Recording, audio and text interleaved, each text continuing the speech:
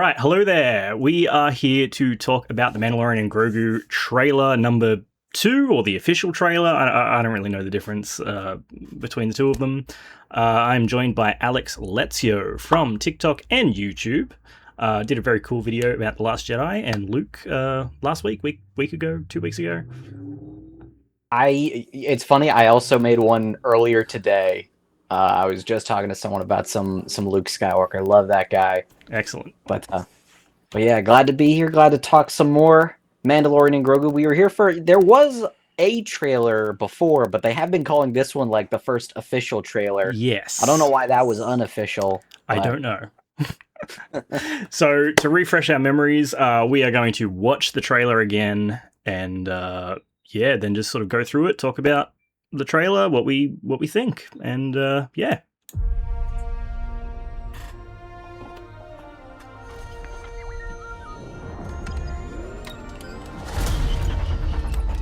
Hey, never touch the buttons.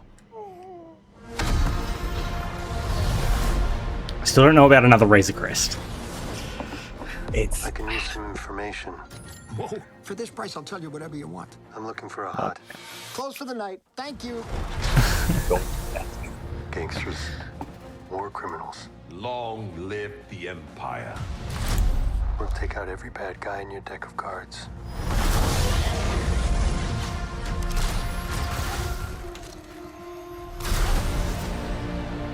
This isn't about revenge. It's about preventing another war. Strap in.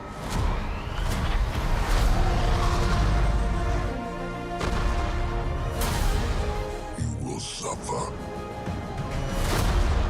And then it will be his turn. Before going into harm's way, check your armor.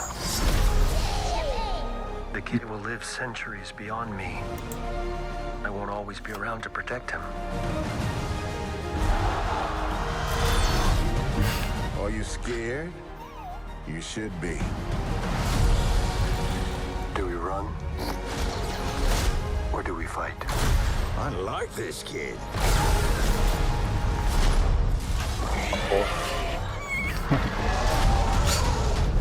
What are you waiting for?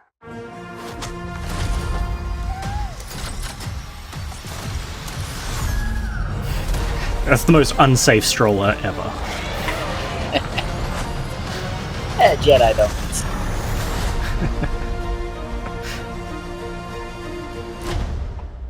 Let's save the rest for after dinner.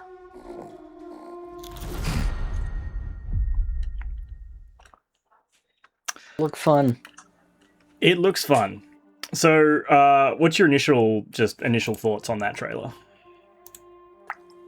So the main thing I have stuck to through the Mandalorian Grogu's like ad cycle is I just want this to be more than an adventure.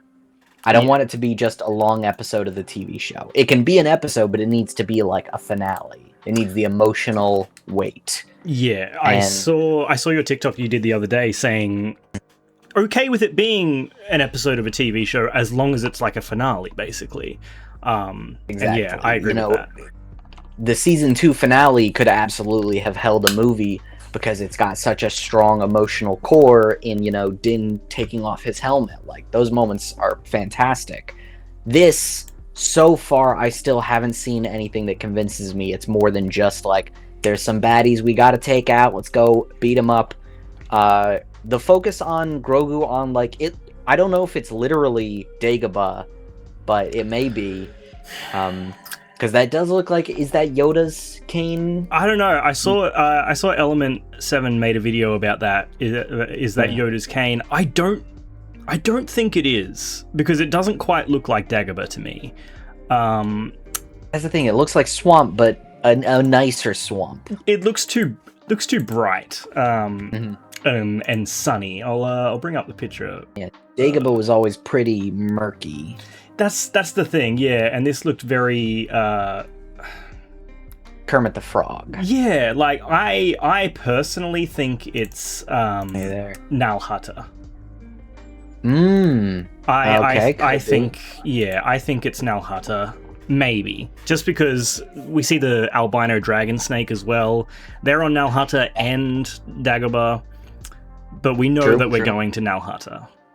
So I feel like there'd just be too much traveling around if we're going to be going to Nal Hutta. We're going to be going to potentially Nar Shaddaa or Coruscant, whatever that planet is.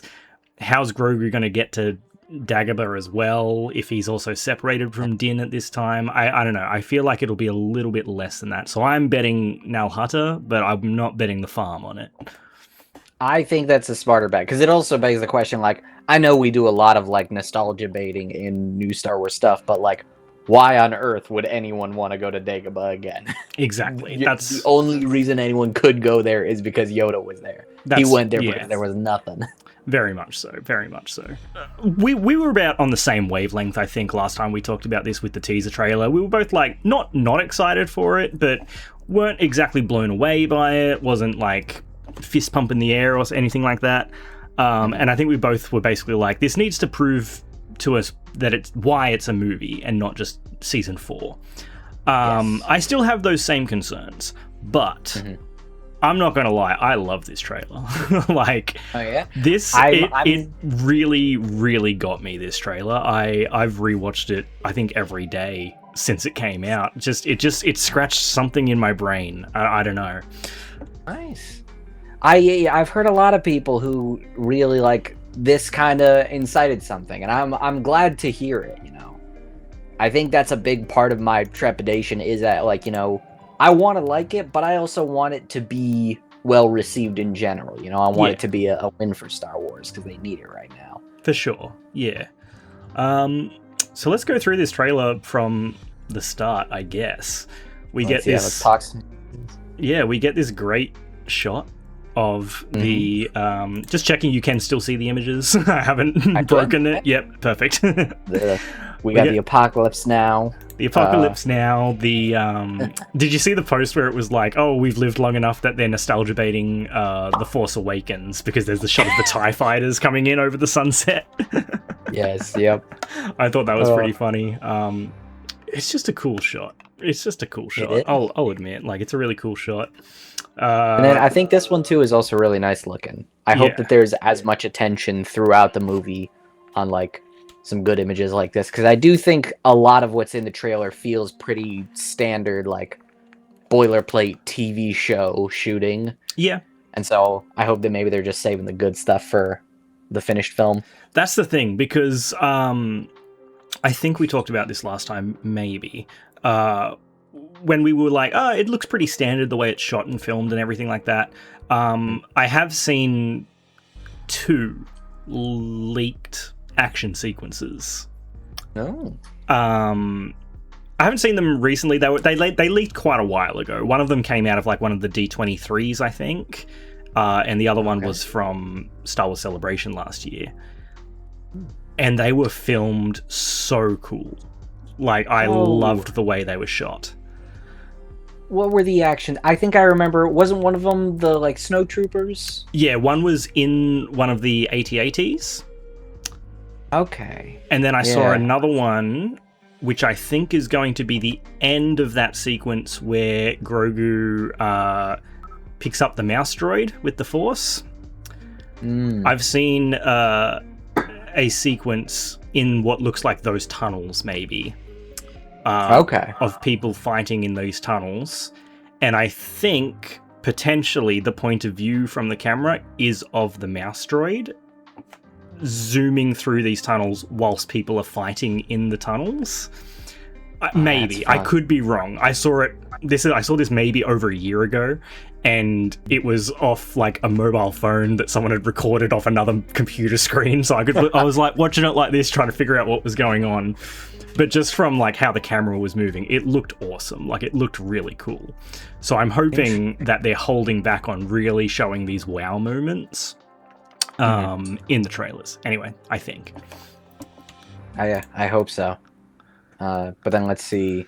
I think the next thing of note is, you mentioned he does have a new Razor Crest. He does have a new Razor Crest. Not super fond of it. Yeah, Like, I guess it makes sense, you know, he's familiar with the model. I think they could have at least done, like, a newer model of Razor Crest. Like, maybe this is a newer model, but it looks identical. Maybe completely different paint job. Like, you've got the yellow lines on it, which I don't know what they're for. But yeah, I don't know. Like, I was talking about this, I think it was in my reaction video. I was like, I'd like a nice narrative reason for this for this Razor Crest to be there. But I honestly think it's just going to be as simple as he's back to bounty hunting the Imperial warlords and stuff like that. He can't bring them back in the N1 Starfighter. I'm hoping that means that his N1 is just parked in one of these little hangars here somewhere, and that he'll bring it back out at some point, because I feel like that N1 is just too good of a ship to just ditch. There's no way they just got rid of it. I'm certain that, yeah, he still got it around. And actually, ooh, I have a little figure here. It also has a little bit of yellow on it. So I guess maybe that's it. Maybe he picked it up from the remnants of the M1. Because let me nab my, what is this, the Micro Galaxy. Oh, yeah. And I never really noticed, but it does have just some little tiny streaks of... Get a little closer. Oh, it does too, yeah. Yeah. Maybe he's just trying to match. He's upping his branding a bit. I saw someone say they might be, like, markings for for Nal Hutta to like get past their shipping lanes or something like that. I have no idea, but I was like, yeah, that could be something. Yeah, maybe. But yeah, we'll see. I just wish, you know, do a newer model, make it slightly different. You know, the engines are further back or wider. Yeah. I really like in it's another sci-fi series, and maybe that's why I think of it, but Guardians of the Galaxy, I love the original ship that they had, but in the second one, spoiler alert, I suppose, for a 10-year-old movie, but it gets destroyed. Yeah. And so then for the third, like, they do have, it's a new ship, and it's similar because they have similar needs, but it is distinct. There are a lot of clear differences. Just different enough, yeah. Exactly. Unless I'm mistaken, this is just an identical model.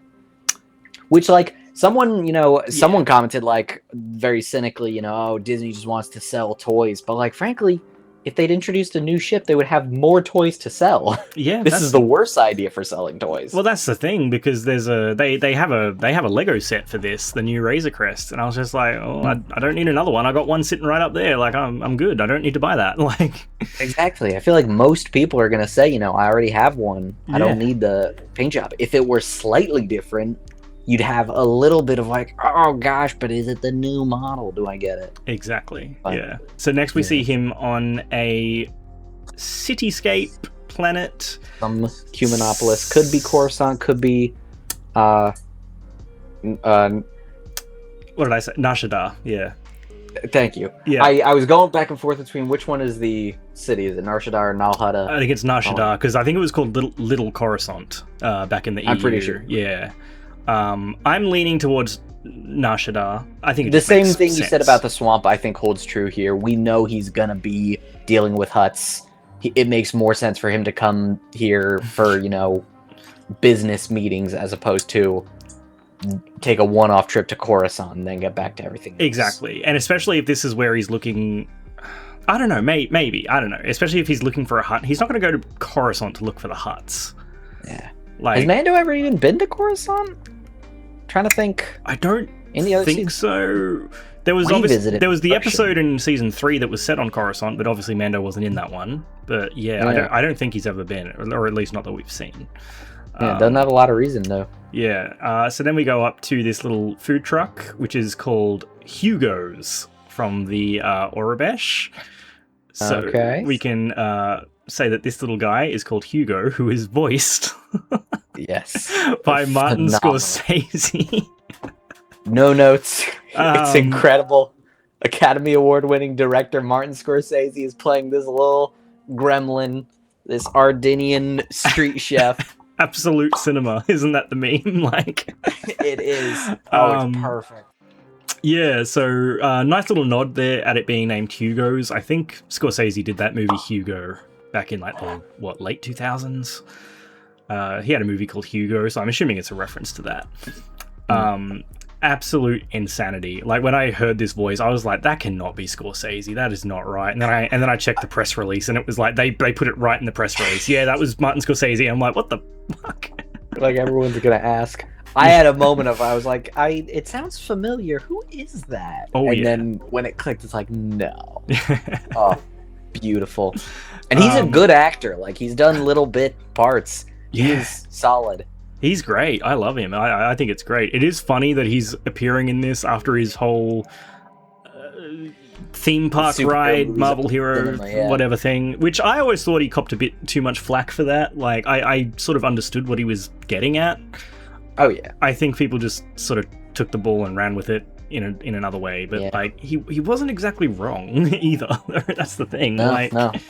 And quite frankly, like this is maybe among the key examples of what he was talking about, where it's a Disney Plus series adapted into a movie for, streaming. But I like it as a sign that, maybe he's lightened up a little bit. Yeah. Maybe. I saw someone say his kids probably begged him to do it, or his grandkids probably begged him to do it. And I'm like, that also probably that tracks. Yeah. So Mando comes up here and he's asking for information on a hut. And he instantly closes up shop. He doesn't want any part of it. So that's, fair enough. But that's what makes me think that maybe is this not Nar Shaddaa? Because the Hutts are definitely going to be on Nar Shaddaa, right? Like, true. I feel like they probably cut something out of there. Like, I feel like their conversation probably lasts a little bit longer. Yeah, and Mando asks some question that this guy doesn't want to answer. Yeah, he's probably not responding to that question, I imagine. I did see someone did some speculation on what the plot for the movie is going to be, and it makes me wonder how this may line up. Would you want to, like, are you interested in speculating on what absolutely. the actual events are? So someone was saying that in Jabba's power vacuum, because those are the same twins from Book of Boba Fett, right? So someone was suggesting that in the power vacuum left by Jabba, those twins are kind of taking the forefront of the Hutt Empire, and they are setting up an alliance with the Imperial remnant and that council that we saw in the trailer. Yep. So they said that the New Republic may be hiring Mando to find Rotta the Hutt, Jabba's rightful heir, who could hypothetically take a more pro-New Republic stance as the Hutt leader, and that they want to instill him as the reigning Hutt. So Mando could be here looking for Rotta, and maybe that's just not a topic that this guy wants to broach. Maybe, which I find interesting. That could be definitely. Because I did wonder how the Hutts are going to fit into this, because the most base idea of this movie is that Mando and Grogu are out there hunting down Imperial warlords. That's the base thing. I think that the sequence on the snow planet with the AT-AT and everything, I think that's the opening of the movie. I think that's going to be the first 10-15 minutes. That's our opening action scene. Could be. And then I'm wondering how the Hutts are going to come into it. But then again, there are some other things that could give us hints as we move on in this trailer. So obviously this would be Nal Hutta. We've got the symbol on the door. We've got some funky looking robot armored dudes on the sides. Yeah, never really noticed them on earlier watches. Yeah, those battle droids? Those are massive. Have we seen anything like that before? I can't really place them. I think, and I'm not sure, but I think there might be a B2 battle droid behind the twins when we see them on the left there. Oh, yeah. I think that's a B2 battle droid. It looks like it. And the one on the right looks like some sort of HK model, maybe? The HK, yeah, that's what I thought as well. I tried to translate the words on the bottom of this, but I couldn't do it because I don't know the Huttese language well enough, but someone else translated it, and I think they said it said Nal Hutta, what was it? Nal Hutta Heritage something or other. I could probably just Google it because I'm sure someone else has done it. But yeah, I can't remember what it actually said. But I'm calling this as Nal Hutta, and they are definitely the twins from Book of Boba Fett. It's I could have gone back to double check them. I'll say, even if it says Nal Hutta, I think it's possible that it could be like a chair transported from Nal Hutta, or a relic honoring. It's possible that this could still be Nar Shaddaa, and it's just a little bit of home away from home. Yeah, true. They do like to have their chairs carried around with them, as we saw in. Exactly. They set up their own Airbnbs wherever they go. Pretty much. The thing that gets me with this, because I kept thinking like, oh, well, he's going to visit them so that he can get Grogu back. Maybe Grogu got kidnapped or something, but Grogu's with him in this scene. Yeah. So we'll move on. We get the shot of this Imperial hidden base. No idea what planet this is on. People were saying it's going to be Hoth because of the Super Bowl ad, because someone said that was confirmed to be Hoth, which I never actually saw. Was that true, or were people just saying that? It could be. You never saw the Super Bowl ad? Oh no, I saw the Super Bowl ad. I didn't see the confirmation. Where the confirmation came from. I just saw people saying, "Oh, it's confirmed that it's Hoth," but I never saw where that originally came from. The fact that there are Tauntauns, I think, implies it. Yeah. Is the Super Bowl ad supposed to be canon? I thought that was just kind of a bit. I always took it as just a bit. I always just took it... Yeah, I don't think that's appearing in the movie. I always just took it as like, oh, they're just doing those old Budweiser commercial type things. Because I didn't they get...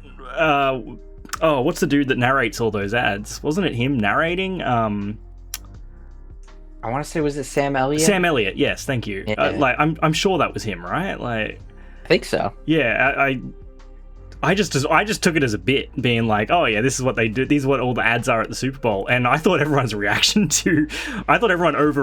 to that ad to an insane degree. I thought it was funny and cute, but at the same time, I'm from Australia, I don't care about the Super Bowl at all. So I was just like, oh, that's pretty funny.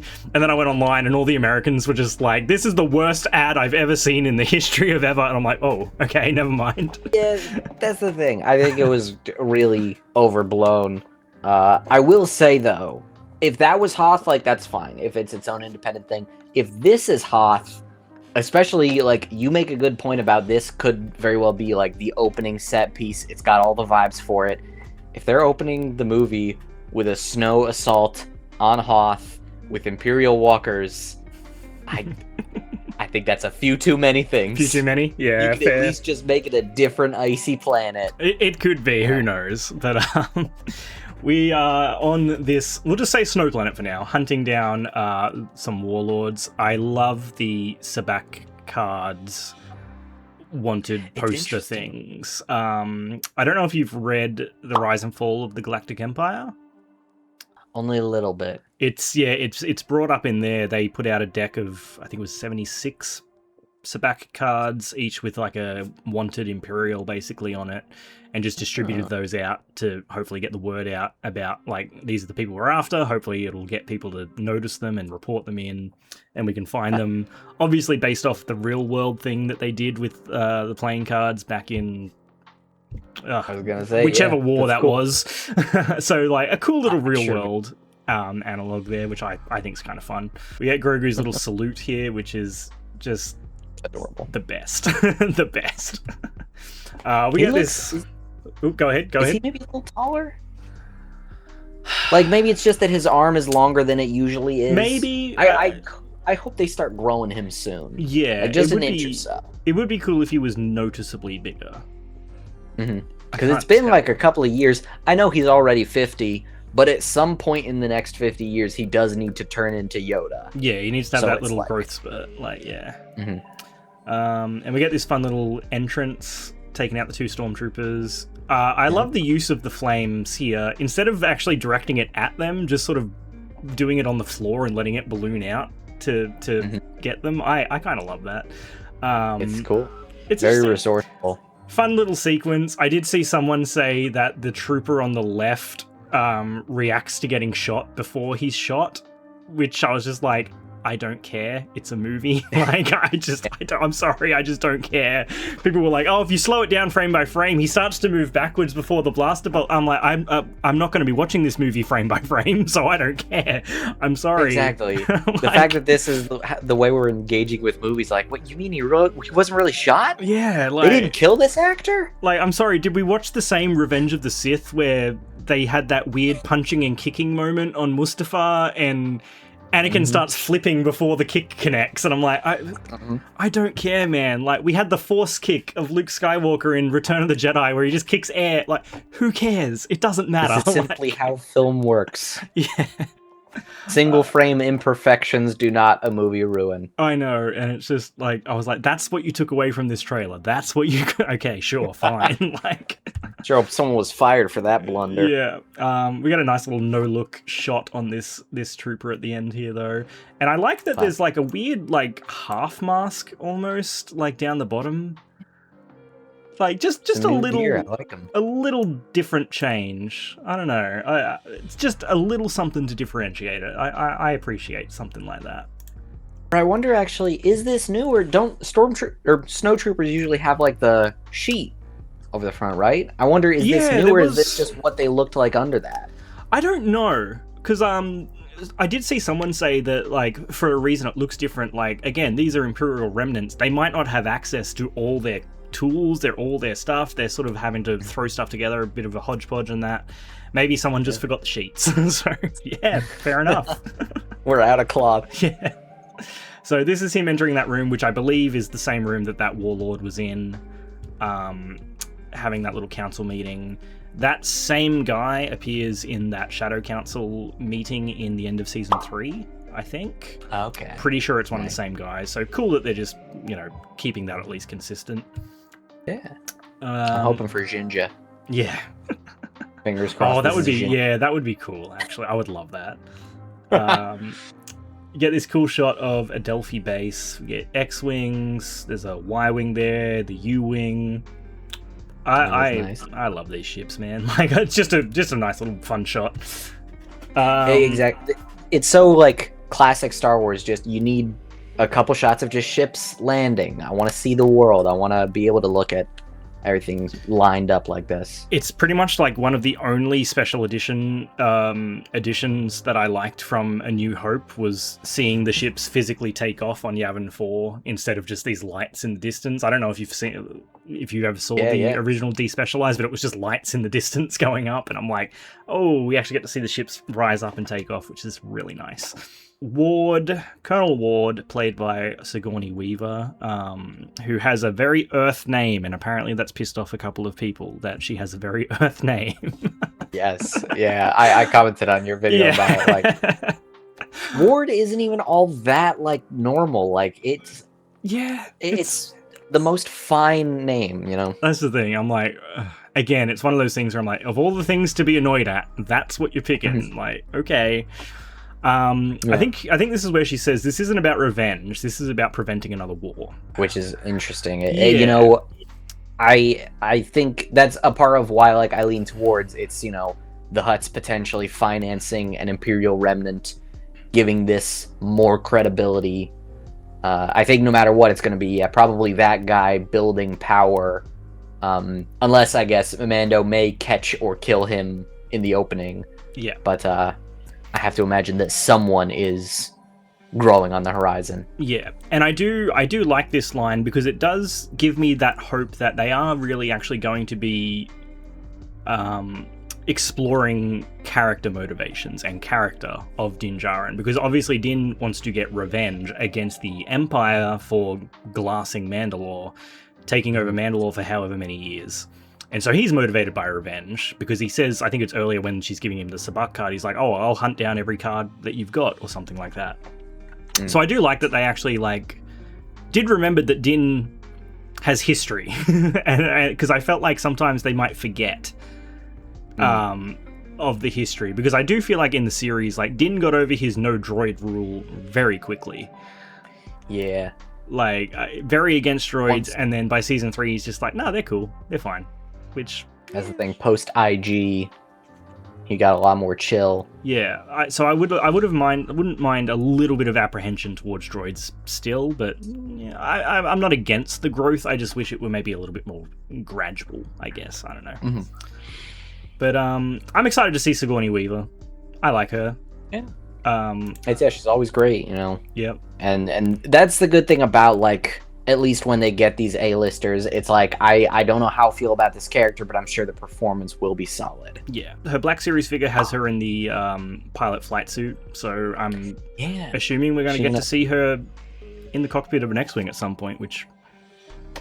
That's cool by me. Like, someone asked me, like, what my dream role in Star Wars is, and I've always said it's to be an X-Wing pilot, but I have one line or one scene, and it's the one where the thing's just blowing up around me. I just want to be one of those pilots that dies. And that has been my dream since I was a kid. Like, I don't know why.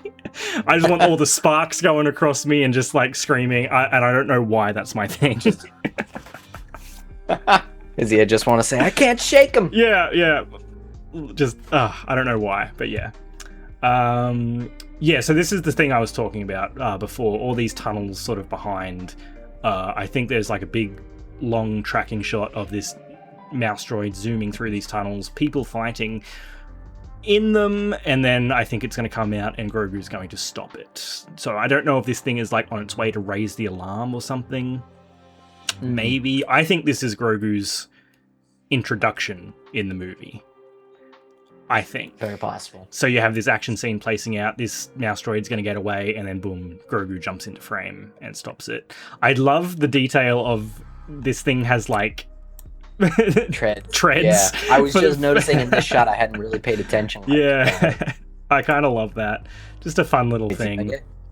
You're on rougher terrain, there's going to be a lot of snow tracked in. It makes perfect sense. It's a cool adaptation. And gold mine for toys. Oh, yeah. Release one of those things in an RC car. Oh, yeah. We get this shot of droids running. Again, I think this is Nal Hutta again. Yes. Reminds me. Those are, like, they've all got the same vibe as the HK model that was behind the twins, so yes. It's probably the same facility.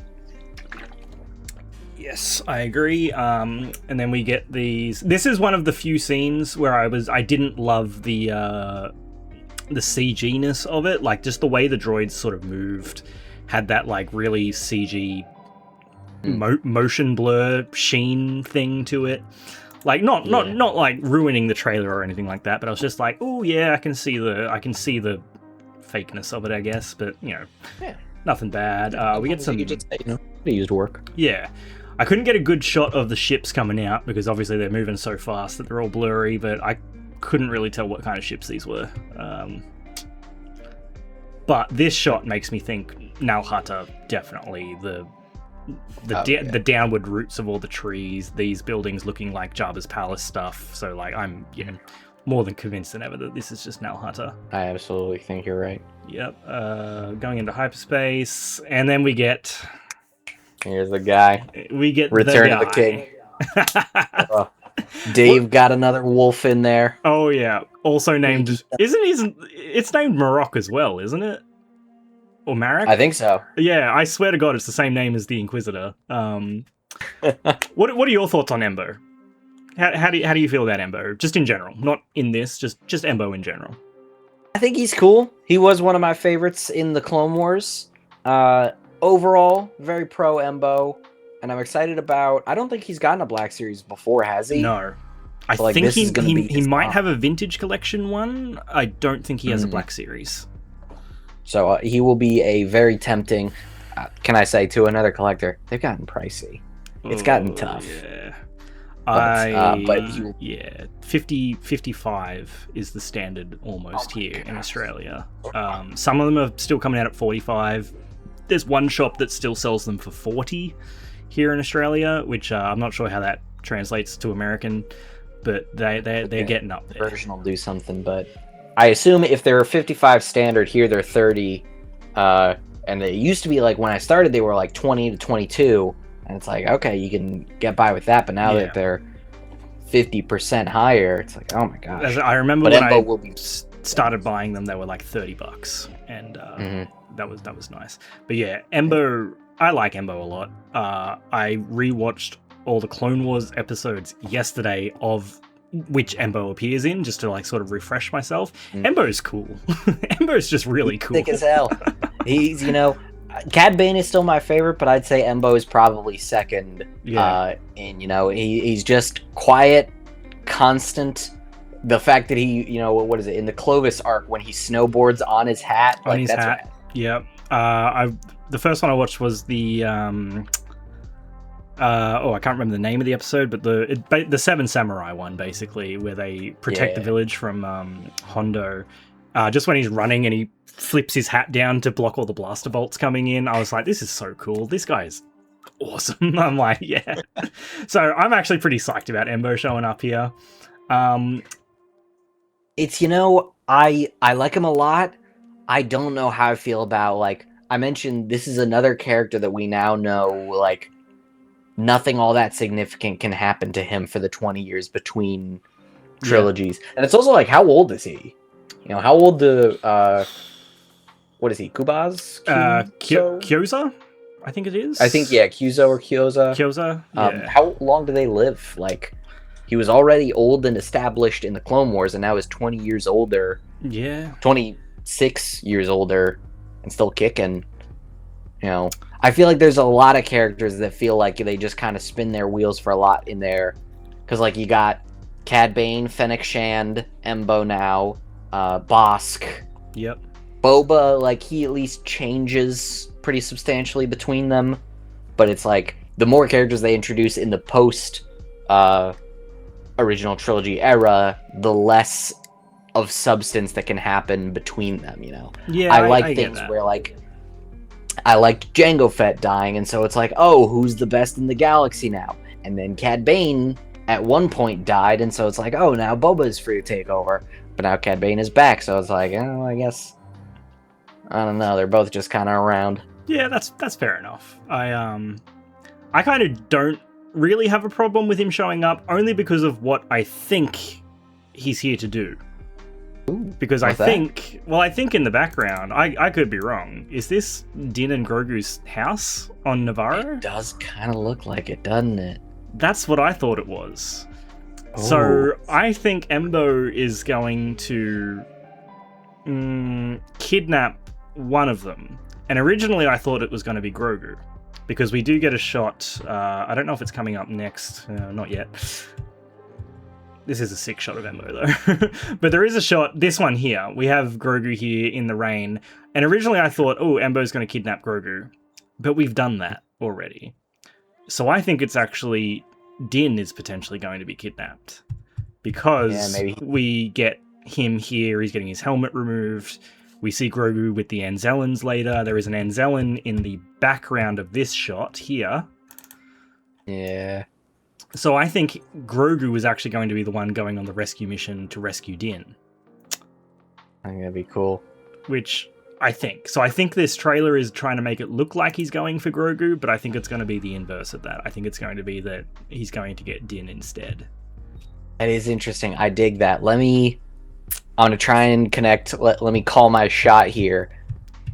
Din goes to Nar Shaddaa asking about Rotta. Maybe finds him, maybe fights him. Maybe there's that whole sequence with the Savrip that kind of looked like... Yep. Was that a Mantelian Savrip? Which one is that? Yes. No, Mantelian Savrip. 100%. Then the other Hutts hear that someone is looking for Rotta and don't like it. They hire Embo, bring him to us, and we'll shut this down. Yeah. That I like that. That's a good theory you got there. I think I'm fully incorporating it. If they do anything else, I'll be livid and we'll post an hour-long video about how they ruined my Embo theory. Yeah. I don't know. I think it tracks. Because I think it could be maybe Din Djarin beats the shit out of Rotta in that arena fight, and then maybe the twins send him after that as some sort of revenge or something. Don't know. But anyway, that's where I'm going with it, is that's what's happening. Because we then see Din unmasked, which I personally am so glad they did this in the trailer. I think that's just... because it does a couple of things for me. One, we've got Pedro Pascal there. I know some people are sick of Pedro. I love Pedro. He's great.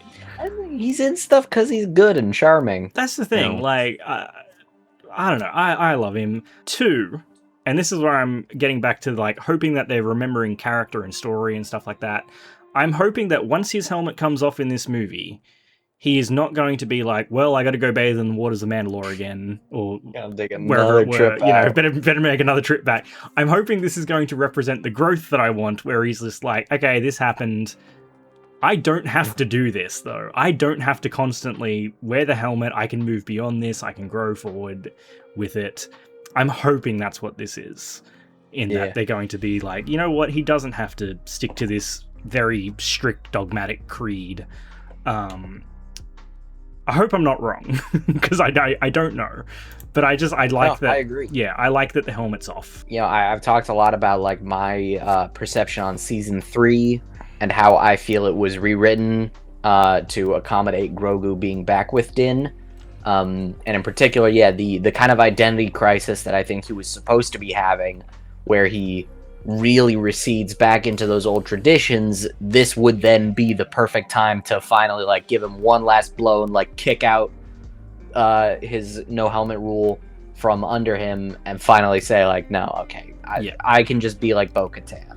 Yeah, I hope that's the way they're going.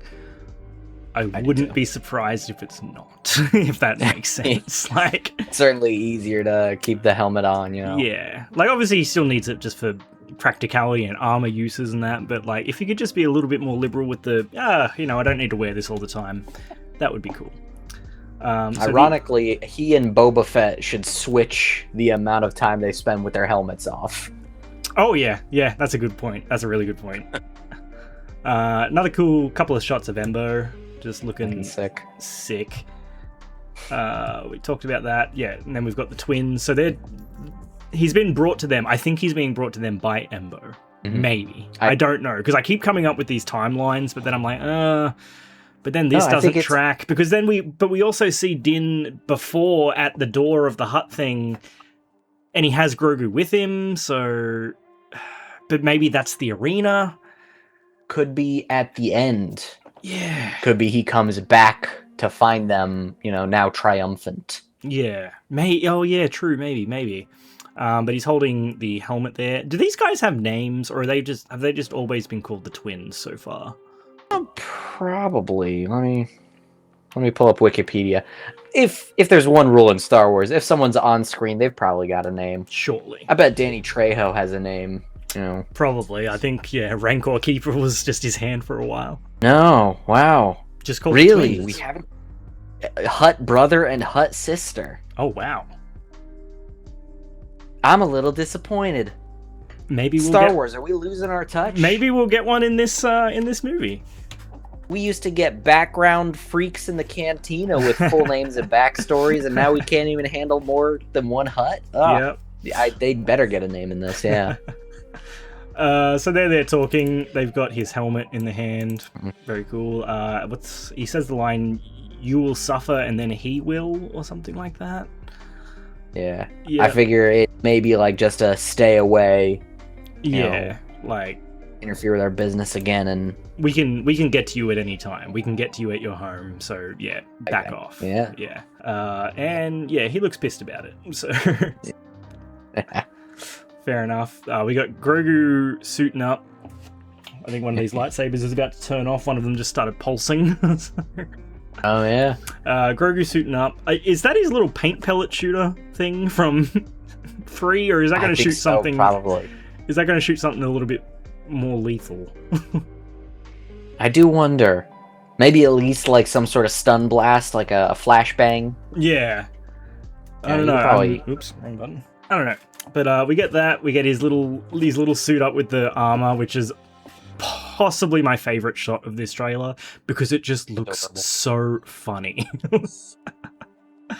I love it. I love it so much. It just looks so silly, but it's just so good at the same time. It's just such a fun suit up moment. Quick shot of him with the Anzellans. I love Anzellans. Easily one of my favorite new species. Adore Anzellans. They are so funny. Rise of Skywalker got its issues. Worth it just for the Anzellans. Babu Freak, man. Absolutely. So yeah, this is what everyone's talking about. Is this Dagobah? Is that Yoda's cane stick? I'm gonna pull up a picture of Yoda's cane and I'm gonna consult. Yoda's cane is a lot straighter. No, I feel like it. Yeah, I feel like it is.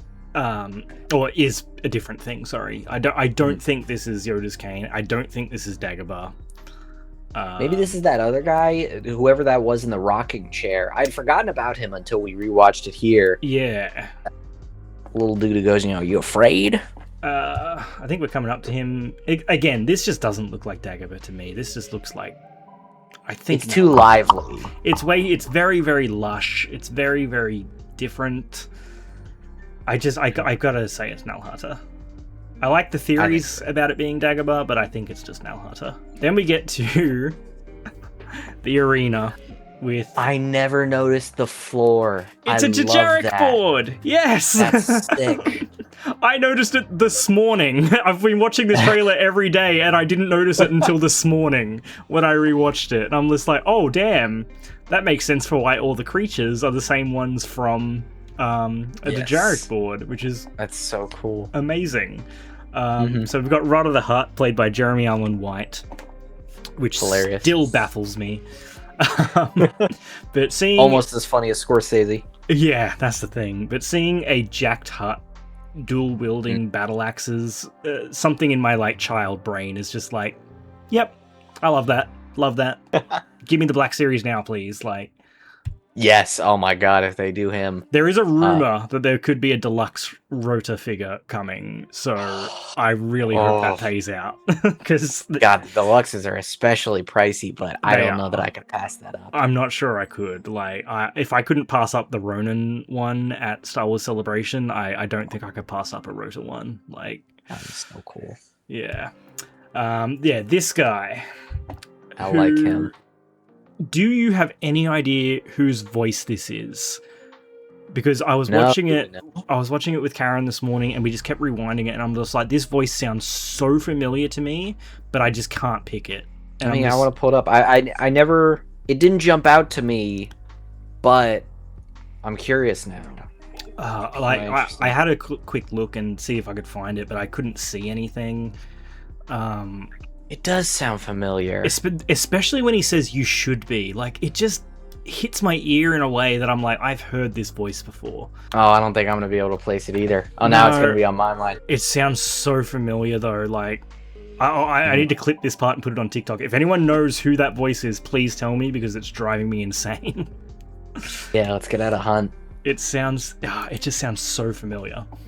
But this is another thing that makes me think that, it's Din Djarin who's been taken. This is Grogu on his rescue mission.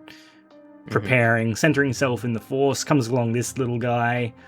No idea who this guy is. But I'm assuming, is this his, entire snake body, behind him? Is this him still? Is he this giant snake creature? I think it would be really cool. Which could be really cool. And that's another thing I want to just, shout out about this trailer. So many creatures. Yes. So many practical puppet things as well. People complain about Andor not having enough aliens. It was never really an issue for me because it just wasn't the story they were telling. Which I was okay with. Sure, I would have liked a couple more to pop up here and there, but I never really had as much of an issue with it as other people did. No one's going to have that issue with this movie, I think. You've got the Hutts popping up. You've got Scorsese as the Andellan, Ardinian. What I can't remember what they're called. Yeah, you've got him. You've got the Hutts. You've got this guy. You've got Embo showing up. It's just creatures. It's really cool. It's something I really love. I love these practical effects. They look great. I love it. I love it. It makes me wonder, God, especially with you mentioning, if we say that the opening, even if it's not Hoth, if it's an icy planet where they're doing an assault with AT-AT walkers and storming a base, if Grogu comes to this swampy planet and meets an elderly creature with a cane. And if that was this guy's cane, is this ancient Jedi Master Snake Man? Surely not, but It may be too much. But I don't know. I mean, hey, it rhymes. it's like Maybe that's poetry. what they're going for. Yeah, Maybe this yeah. is... Maybe, I don't know. It'll be interesting to see. Oh yeah, Din Djarin getting captured, having to rescue him. Han Solo got captured. Yeah. Ooh, Oh, hang on, you might be onto something here. interesting. I wonder. I'm not gonna lie. I don't necessarily. I've always enjoyed the rhyming thing. I know some people like, and it can go too far at times and reach Yeah. into derivative.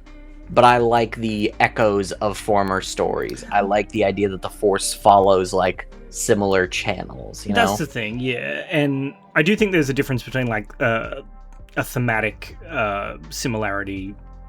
Someone going on a rescue mission. It's a thematic thing. If someone someone's gonna be popping up and being like, "Hey, I'm your father. I'm your mother," like something like that. I'm like, it's a little bit too cute.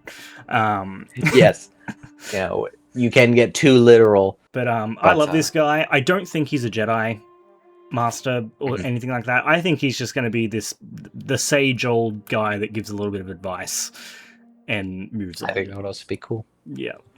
I do love that Grogu's just chowing down on a fish here. And I do love that when he says, "Oh crap, I just found another similarity," he asks if he's scared. Yoda asks Luke if he's scared.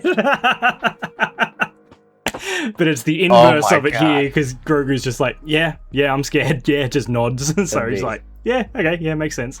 Oh crap, that's another one. But I do love that he just actually nods to it. He doesn't front up. He's just like, yeah, no, I am scared. Like, he's like, I'm ill prepared for this.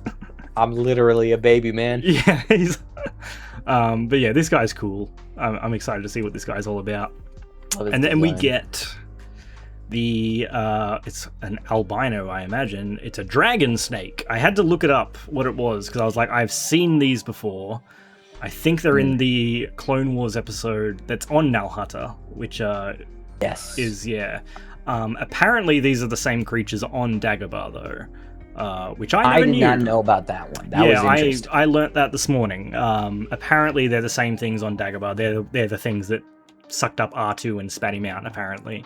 And we can add now. We're gonna have to keep tally for the rest of this trailer. One more Empire thing. Yeah, same creature, which is interesting. So this stuff, people were saying, oh, this thing's found on Dagobah, so Din must be on Dagobah. I don't think that's what's happening here. This is 100%. This is, I think, still Nal Hutta, after he's had his helmet taken off, because there's this shot here. You can see this like sewer grate in the background. So he's definitely on a established world. Dagobah is more of a just exactly even swampy nothing. Not to get like a bit technical, look at the color grading on it. He's got the same like yellowish browns that he did up in their chamber. 100%. I'll bet you know what this is. This is their Rancor. They're I bet this is underneath the twins. It's going to drop through a pit, probably, sort of thing. Yeah. Fall through a little slide. I think you're right. I will say I love this shot. It looks good. Just the tiny guy, the massive monster. I love this shot. I think there's a concept art that looks really familiar or similar to this somewhere that I've seen, but it just looks cool. Looks really This cool. is one. There's a whole like genre of fan artists that just take like frames from the movies and stuff and make art of it. This is gonna be a gorgeous piece when someone does it. I think really so. highlight those like beams of light shining down there. Yeah. Another shot of Grogu getting ready. We get a quick shot of Zeb in his hallway scene. I went frame by frame for this one just to see what was going on. But I wonder when or where this is gonna be. This is my other theory. This is a Delphi base, I think. Oh. I think that they're going to launch an attack on the base. which is why Sigourney Weaver's character has the pilot suit. I think she's going to suit up when they attack the base. Could be. Do some air defense. Yep. Because I can't... Mainly because I just can't pick where else it would be. I don't understand where Zeb would go. We know that Zeb's already at the base, so I feel like it makes sense for this to be taking place at the base as well. Yeah, and I would say he's clearly in like civilian garb. He's wearing like a casual shirt there. Yeah, definitely. So it makes sense he's on rest. You know, he's not out on a mission. Yeah, that's true. Because when we did see him in season 3, he was in his flight suit. Yeah. Mm-hmm. Good pick. I do want to point out just how many dead stormtroopers are in this shot. Zeb is a beast. Yeah, we are getting another hallway scene, which I'm not sure if people are tired of them yet, but hey, I think as long as it's shot cool and it looks cool, I'm fine with it.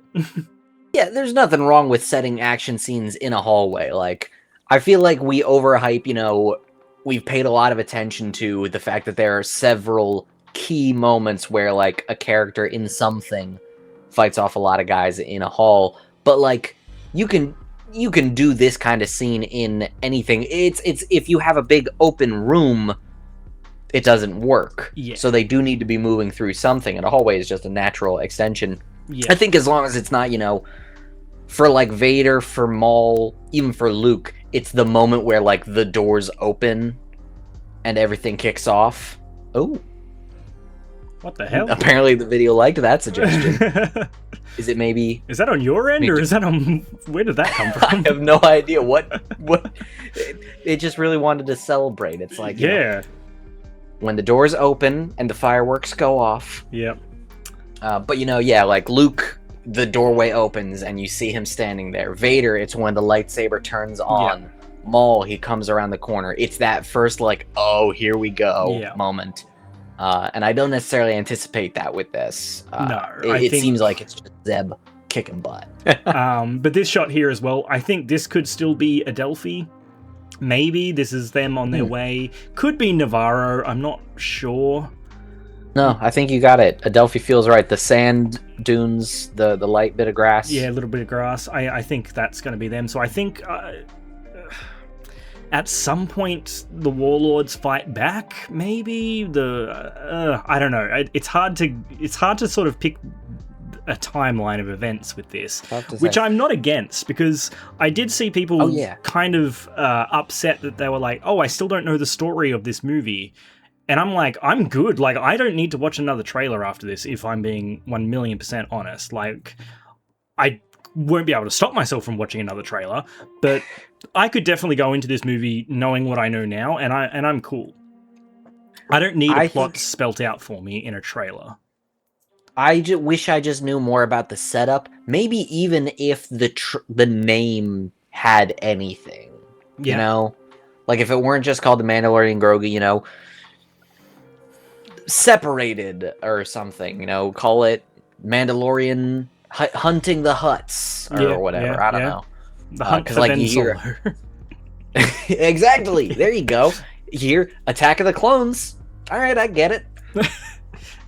You know, I don't know. Get the gist. I spent that whole movie being like, when are the clones going to attack? And I'm just like, well, yeah. Did they really attack? Like, they kind of just, you know. yeah.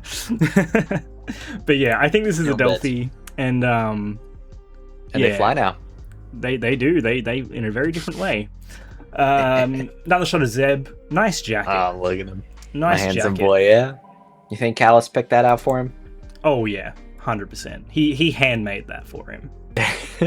For their anniversary. Exactly. They're too scared to put Zeb's boyfriend in this. Yeah. Another shot of Din on, I believe, Nalhutta, probably. Fighting off some of those droids. A droid in like a cape or any sort of human clothing is one of my favorite things ever. It's so sick. ND5 with his trench coat from Outlaws, love it. Even just like the Magna Guards from episode 3, they've got like little cape stuff on. I love that stuff so much. I don't know why. It's just something, again, it just tickles my brain and I'm just like, yes. Yeah, a little bit of style. Yep. We do get some of those crafts getting shot down again back on Nal Hutta. I think this might be part of the action sequence with the Razor Quest earlier on in the trailer. Makes sense. Again, don't know if this is before or after what's happening. This is cool. So this is obviously the arena that they're breaking out of, which I think is Nar Shaddaa, or we're just going to call it Nar Shaddaa for now. Right. This, I quickly translated Aurebesh, Weathers Apollo, it says. So, nice little tribute to Carl Weathers. Oh, yeah. Who, yeah. I saw it in the trailer and I'm like, sitting there, I'm like, oh, quick, translate it. And I'm like, oh, damn, now I just bummed myself out. So, no, that's so cool. Even the fact that it's an arena, a boxing ring. That's the thing, yeah. Nice. It's a great little tribute. Yeah. Grief Karga, Carl Weathers sadly passed away 2024, I think it was. I'm actually going to take a photo of that. I can zoom in send a that bit. to my dad and my brother are going to really get a kick out of that.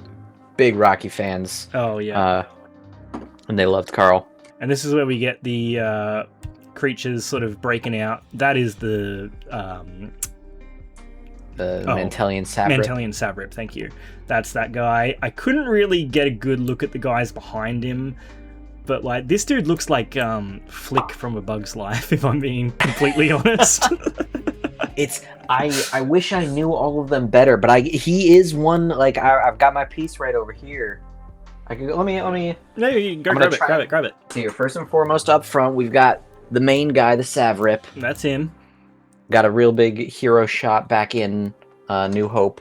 But then Flick is going to be this freaky looking thing. Yep. Right? That looks right. Yep. That snout there. What's that behind him? That's going to be, I think this guy, I want to say, which one of these? No, the Kintan Strider is the big beefy one. I think that's the one right behind the Savrip. I don't know what this one is. They should have their names on the bottom. That looks right. But yeah, it's got, the antennae, the funky mouth looks right. Yep. And then right behind the Savrip, I think that looks like the Kintan Strider. It's shorter, beefier, chunkier. Yeah, I think you're right. Yeah. I don't know how much more we can spot of them, but I love, it's such a fun sequence to finally see all these monsters in action. It's actually something, a while back, let me shame myself, I suppose. I did write a spec script on a pilot for a series set between episodes 8 and 9. And one of the first things I did was I wanted a monster for Rey and the gang to knock out. And I thought that using one of these in live action would be cool, because I was like, it would be so much fun to finally see one of the classic Djarin pieces come to life. And so it was, they were going to fight a Kintan Strider and conk him on the head and knock him out. That's awesome. And instead, here we go, they've got all 8 of them in a very fun and clever use. I love that the floor is the board. I had never noticed that. It's so good. It's such a cool little thing. I don't know. I really like it. It feels very true to the universe. I can absolutely imagine someone saying, "Yeah, what if as a let's make a real life version?" Yeah. Funny, just side story though. When you just said you wrote a spec script and that, I found it a year ago. I'll have to see if I can find it. I found a thumb drive I had, and it was from 2012. And so it was not long after Disney... I can't remember if Disney bought them in 2012 or they announced their intention to buy them in 2012 or something. I don't know. But it was when they basically announced, hey, we're going to be getting new Star Wars movies. And so I wrote a script for episode 7, what I thought it should be. And I found it a year ago and reread it. And my jaw hit the floor because the main character of this script that I wrote was a scavenger named Rei, R-E-I. I just spelled it differently, R-E-I. And I was like, what the heck? Because I'd just completely forgotten about it. God. And I was like, holy shit, that's insane. I know it was spelt differently and everything, but it was a female character named Rei and was a scavenger. And I saw the future. I was like, holy crap. The rest of the script was terrible. It was god awful. I had the Sith returning in the opening scene. It was awful. Ooh. And I'd been playing a lot of Kingdom Hearts at the time, so all the names were just god awful, like almost Kingdom Hearts names. I don't know if you played Kingdom Hearts before, but I'm familiar, but yeah, they were. so you really, I guess, then you predicted Rise of Skywalker more than anything. Oh yeah, true. That's true. But like, I'll have to. I might try and find it again because I then lost the thumbnail, so I don't know where it is. I might try and find it and see if I can do like a reading of it one day because it was I was gonna say that sounds fun. hilariously strange. But like, just the fact that I had a scavenger named Ray was insane. Absolutely wild. So we get the baby Roidian, which again, it's Adorable. just screaming for a toy. Yeah. This stroller, why the hell does it have rocket capability? That's all I could think of when I saw this. I was just like, that's a design flaw. But then I remembered, you know what? No one wants to install hand railing over like high spaces in this universe. So like, yeah, sure, throw a rocket on the baby stroller. So Give him the nos. cool thing though, seeing them zooming around in the jetpack, him on the stroller. It is. It's fun. Nice little fun stuff. They go past the creature guys again, wrecking havoc, which I didn't take a screenshot of, which is annoying. And then we just get the nice little stinger of him eating some blue bickies. Yeah. A little And, bit of Grogu snack. Yeah, and that's our trailer. Which again, this trailer really worked for me. It really did. I'm legitimately excited for this movie. Still have those reservations, but I did want to talk about something that I did skip over, which I knew I would. There is a line in this trailer though, where Din says he's going to outlive me by centuries. Yes. I'm not always going to be there for him. I love that. I love that they're like, you know what? Yeah, it's something that should be addressed. Din needs to confront sort of his own mortality, because he isn't going to be there forever. He is going to outlive Grogu. What are your thoughts on that? I'm 100% with you. Like I said, my big thing is this needs to be emotionally resonant. It needs to have a strong character arc, and it needs to have a reason why it's a movie as opposed to just an episode. And that's a good avenue to pursue it from. It's also something that I can very clearly see the roadmap for how it's going to work with the two of them being separated. Din is worried about like, what's Grogu gonna do after I'm gone? Like, I need to make sure he's ready for the world. And then Grogu's gonna go on a rampage, tearing his way through Nar Shaddaa, burning the city down to find his dad. I think Din is gonna walk away from this a lot more reassured about like, he's capable. I'm teaching him well. Yeah. And I like that. If they're able to stick like the emotional punch on that, that's gonna be what makes or breaks this movie to me. I think so. Yeah, I agree. I think if it can nail that emotional core, and the rest of it is just a fun ride, I think that will satisfy me. I do need the story stuff to, again, like we said, matter, and I need it to be like, why is this a movie and not a TV show? That's yeah. If it can check those couple of boxes, though, I think I can walk away with this happy. I agree. It needs consequence, it needs emotional weight, and it needs to be fun. And I'm fully confident in the third. It looks fun. It looks like a good time. And I see enough building blocks that I'm like, I'm hopeful it can deliver on the other two. I'll say, when the trailer launched, I wasn't super stoked by it. Like, I was optimistic. I was like, it looks good. But it didn't necessarily do all that much for me. This has. Going frame by frame, just all the talk about, like, Empire, speculation about it, I'm now feeling good about it. It's kind of getting me now. That's the thing, because I watched it. I did a reaction video, and to be fair, I kind of have to play up my reactions a little bit, because when I watch something, I sit there and I watch the thing. If I put a camera on, I'm like, okay, I need to at least say something, because I don't want to just sit here with a blank face. But that's how I consume most media. My fiance sent me a TikTok once, and it was like going to the movies with I think the joke was like a German person, and it was like, "Oh, are you excited for this movie?" And he's just like, "You will not talk to me until the movie is over." Like, just, and she's like, "Is this you?" And I'm like, "Yeah, that is me." Like, I hate talking in movies. If someone brings their phone out in the cinema, I'm like death staring them in the back of their heads. Like, this is not the time for that. Yeah, so like I do have to like play up my reactions a bit, but when I did sit there and was watching it, like the smile on my face was just creeping up and up and up throughout the entire thing, and I was just like, man, it's really gotten me. And compare that to the teaser trailer where I watched it and I was just like, yeah, this is a movie. This is sure, whatever. This one, yeah, it just really hit for me, and it has legitimately made me very excited for it. I think, yeah, that was my biggest takeaway when, like, we talked about the Bud Light Super Bowl commercial. I thought it was like, it's cute, but I did think for a movie that so much of the audience was still kind of unsure about, I think that it was a bad use of the time. Maybe it's that they didn't want to spend enough money for a full Super Bowl ad of this full trailer. I think you could have done a 30-second sizzle. I've never done this for a movie, but when this trailer ended and it came up forged in IMAX, or forged for IMAX, I have never seen a movie in IMAX in my life. And I was just like, I'm doing it.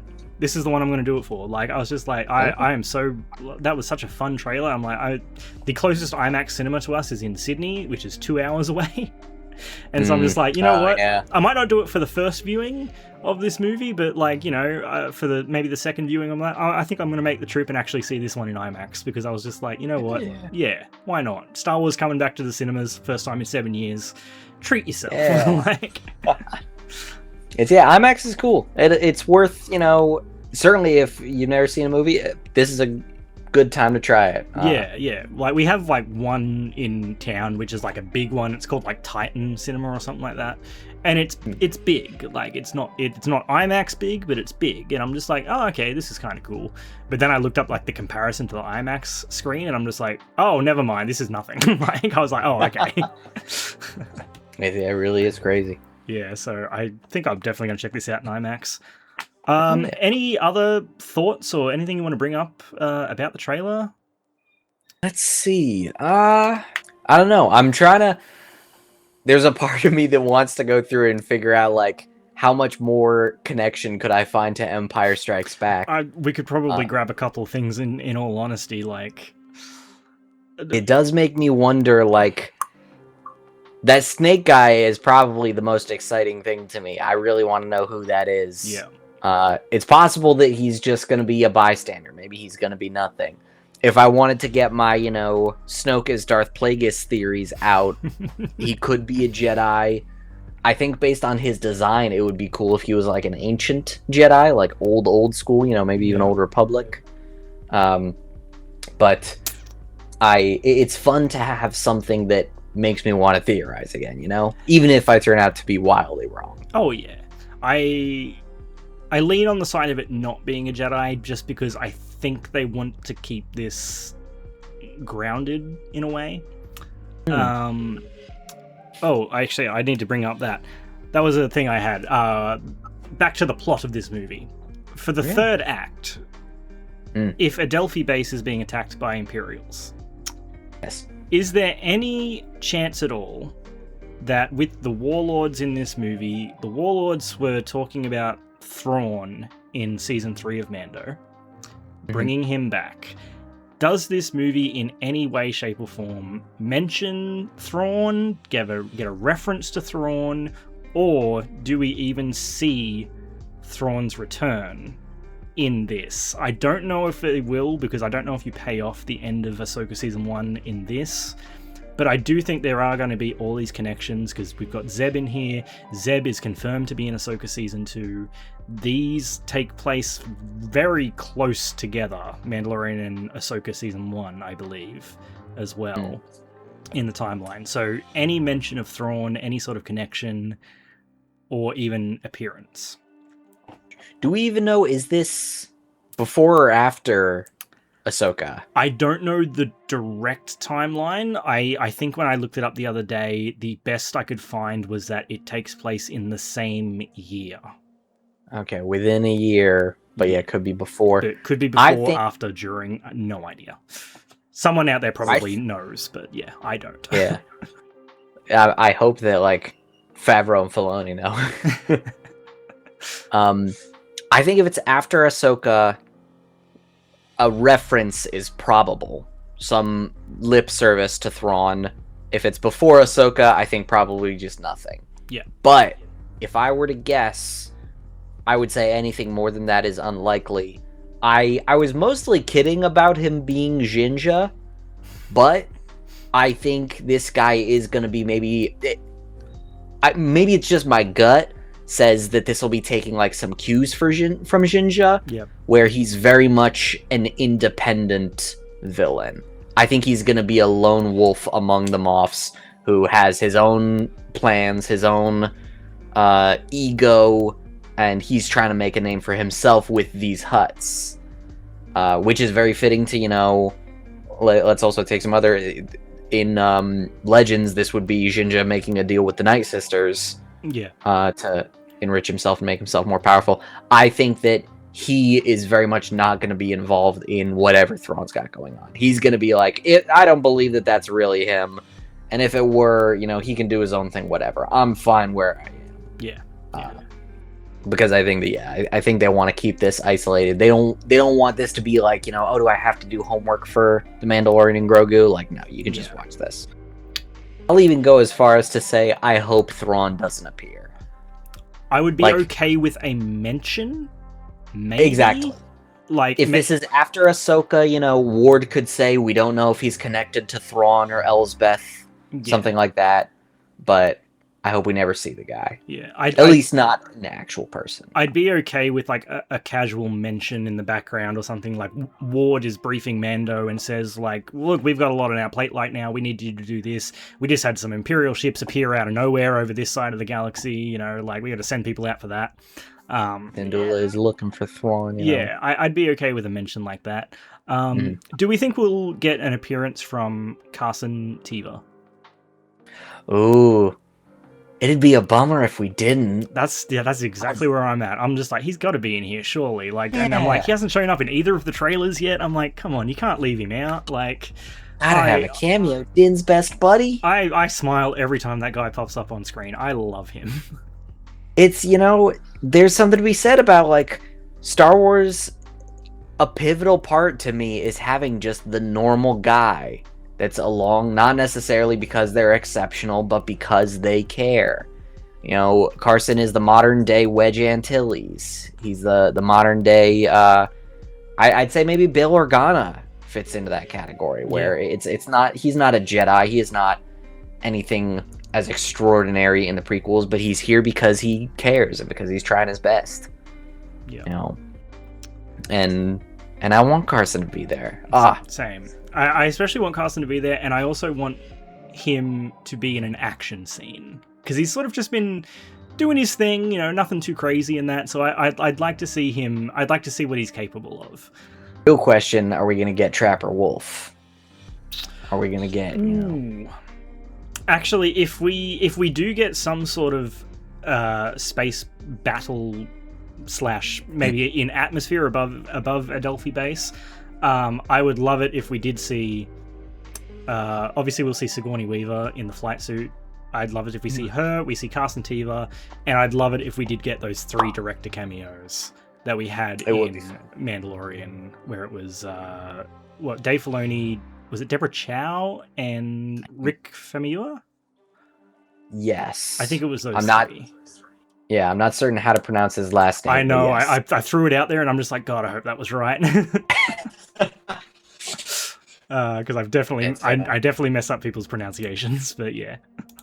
But yeah, Carson is the most important. Carson, I hope, makes an appearance. Yeah, same, 100%. I think that's about it. I don't know if we have anything else to really cover. I think we've wrung it dry. Yeah. You know, outside of speculating about how, you know, what is it? Someone's got to get frozen in carbonite at some point. We could try and figure out who we think it's going to be. Yeah, that's why I was like, could it be Din Djarin? Because Grogu's going to go rescue him, but Grogu's going to lose a hand. Ooh, that could be interesting, actually. I don't know. Maybe. He's going to be the next Skywalker. True. You do have to. We're doing it with every character now. You do have to lose a limb. But yeah, honestly, yeah. I'm excited. You're excited as well. Maybe not as excited as I am, but that's cool. You. I'm now, maybe just because it's here, we're nearing midnight, and I've been up all day. Maybe it's just the fact that I'm a little wiry from a little loopy tiredness, but like I'm feeling it now. Yeah, going through it frame by frame, it's kind of got to me. I'm excited. That was the thing, because I spent time the other day. I was like trying to download a 4K version of the trailer, and then I was going through and screenshotting them. And when I was screenshotting them, I was like, "Oh, that's really cool! I didn't notice that." And then I was like, "Oh, this is really cool! I didn't notice that." And I just felt my excitement really building. And yeah, it is. I don't know. Something I was thinking about earlier. There is something to be said about like, because I've seen a lot of comments on like Instagram of someone going just like, "I feel nothing." I'm not excited for this. This is gonna be bad. And like, I understand. Like, it's not necessarily unfair to have some doubts in Star Wars. It's been rocky, to be generous. Yeah. But there is also something to be said about what the viewer brings to that relationship. It can't make you care. No. And if you're dead set on like, I'm not gonna enjoy this and I'm not gonna get excited for it, then you won't. Like, it won't force you to be invested. And so it to me, it feels like, maybe I was being a little bit too harsh myself. I wasn't really like diving in. And now that I have, it's kind of gotten me. Yeah. I can definitely see that. Yeah, I do think there is like, I don't want to say like a disproportionate amount of pessimism around this movie. I think people are right to be skeptical.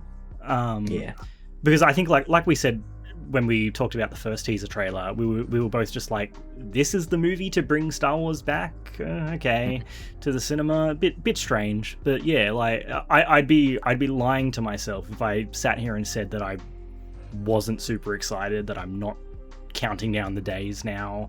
Like I don't know, like I put on the trailer every day since it came out, and I'm shocked at that I'm like, just, I don't know, there's something about it's really just got me, and really, really looking forward to it.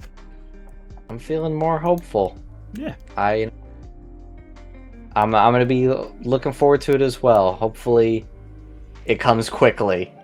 Yeah. I'd always use Star Wars content. Running out of books. Yeah. Oh man, I just I've got a lot of books to read, which is great, but like my brain is just not working with them at the moment. I was reading one yesterday and I read the same page like 3 times, and I was just like, I can't do this at the moment. I just got to put it down and do something else. Like, nothing against the book as well, it was just me. I was just like trying to focus and just couldn't.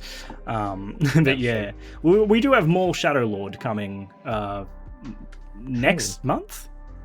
Was that March? Is it? Oh, hell yeah. Or is that April? I hope. April. March? I'm not sure. I'll have to... Oh, geez. I completely forgot. It's before this. I know that. Okay, nice. I can't remember the exact date. I didn't actually realize it was that soon. I gotta look. I guess because I hope I'm not completely making that up. Hang on. April 6th. That's starting. Okay, yeah. So it'll probably... How long is that going to run? Is that... feels like it'll probably overlap. I mean... They actually said they're only doing a 5-week run of this. So we're actually getting 2 episodes a week for this, and it's going to be 10 episodes. Interesting. So this is finishing up, if I'm not mistaken, on May the 4th. That's so funky. Disney, their strategizing continues to perplex. Like, they'll go back and forth between, there are reports of like streaming platforms telling their directors like, drag this out, we want to stretch it out to keep people subscribed for longer. And they'll weaken the shows that they're making to do so. And then, Andor, I got it, doing 3 episode chunks. Like, made sense. But now this, is it going to be in twos? Are they going to be? Is this 5 parts? Two episode splits? Whether it's a part 1, part 2 each week or something, I don't know. They did say it was going to be a lot more heavily serialized than previous content, which is interesting. Yeah, I'm very curious about that show though, just because it's looking interesting.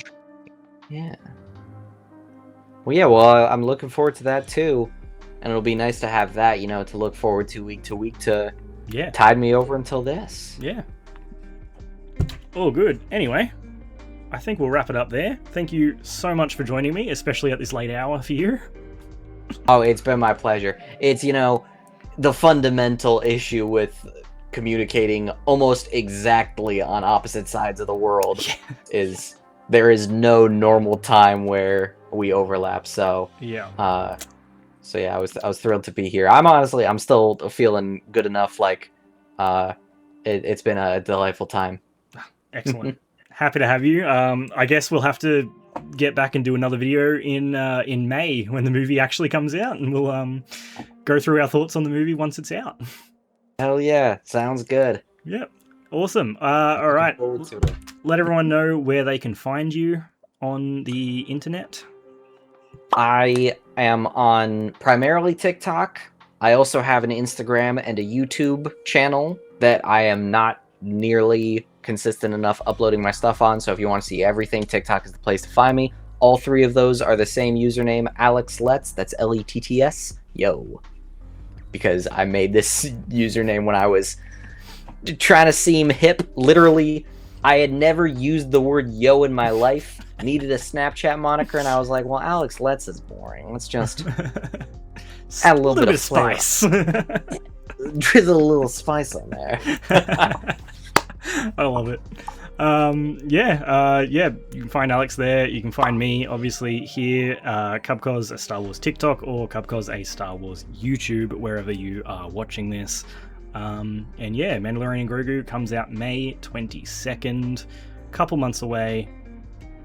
It's looking pretty fun. It's looking pretty good. I'm excited. It is.